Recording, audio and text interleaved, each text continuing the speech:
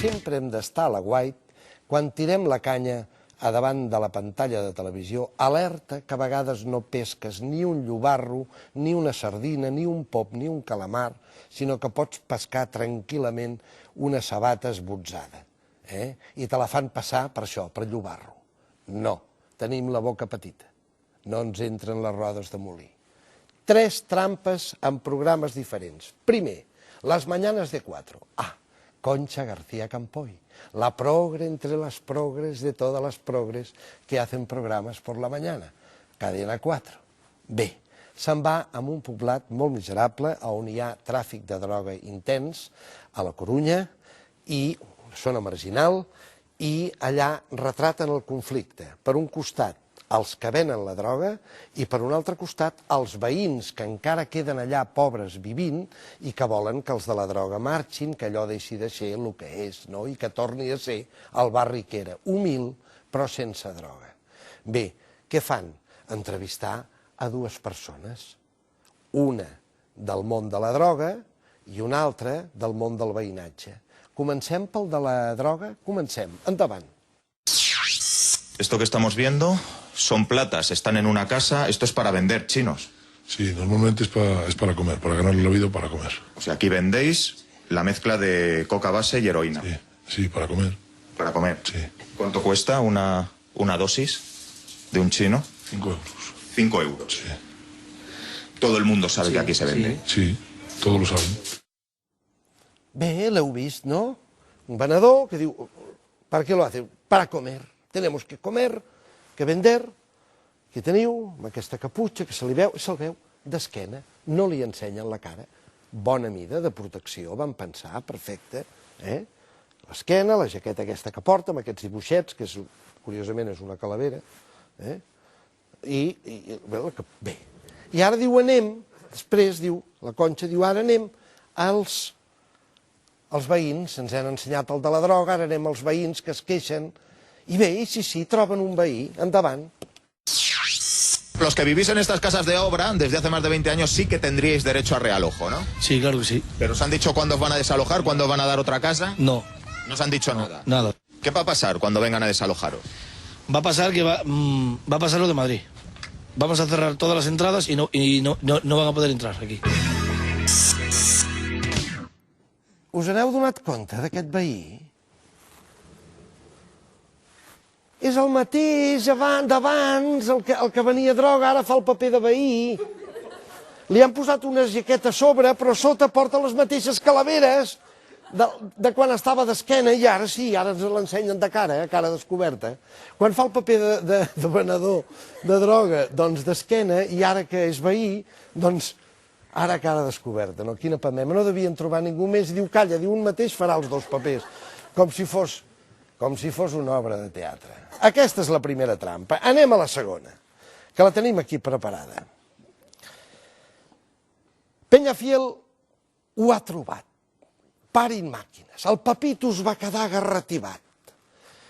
Estàvem a casa i el Peñafiel surt, Telecinco està passando, programa Telecinco de tarda. Papito sempre sol berenar una mica, unes magdalenes, però sempre mira l'està passando a la tarda. Després es fica amb el diari de Patricia i llavors ja s'emprenya molt. Però l'està passando se'l solen passar també molt. I diu, calla, diu que el Peñafiel, diu que dona una notícia. Efectivament, el Peñafiel diu que ha trobat la tercera persona entre la infanta Elena i don Jaime de Marichalar. Es veu que hi ha una tercera persona. I diu que té la prova, té la pista, té la foto. Mireu com el propi Peñafiel ens ho ven. Endavant. Desde que planteé el misterio de la tercera persona, he resuelto muchas incógnitas. Dije que me refería a los duques de Lugo.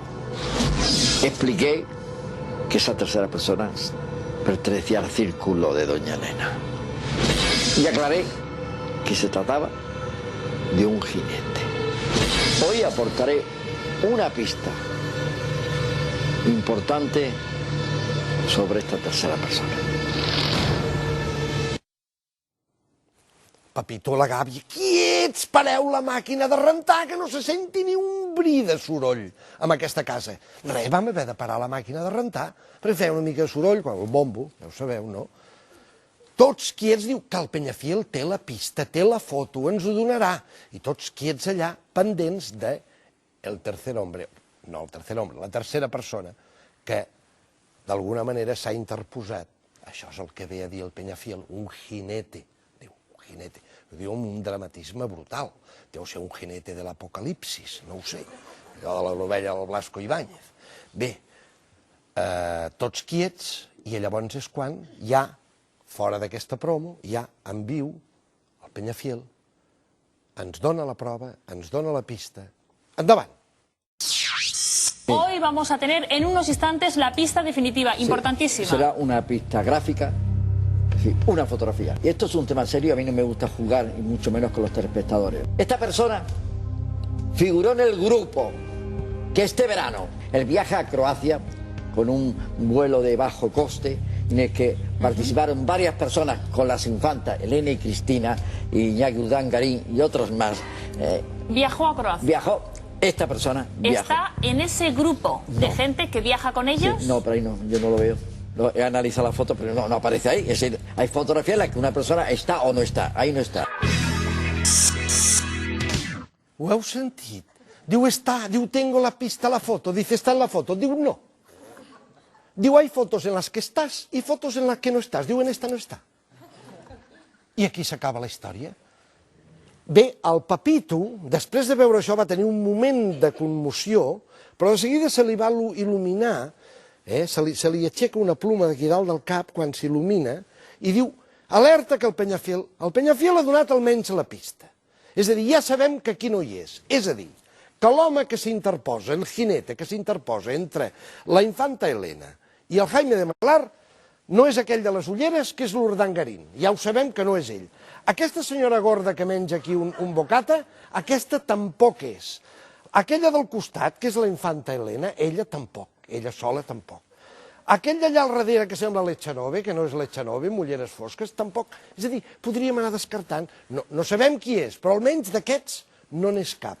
Sensacional. Aquesta és la trampa número 2. Fent-nos creure que ens dona la gran exclusiva, la foto de l'home que és el jinete que se interpone. Diu, no està, aquí no està.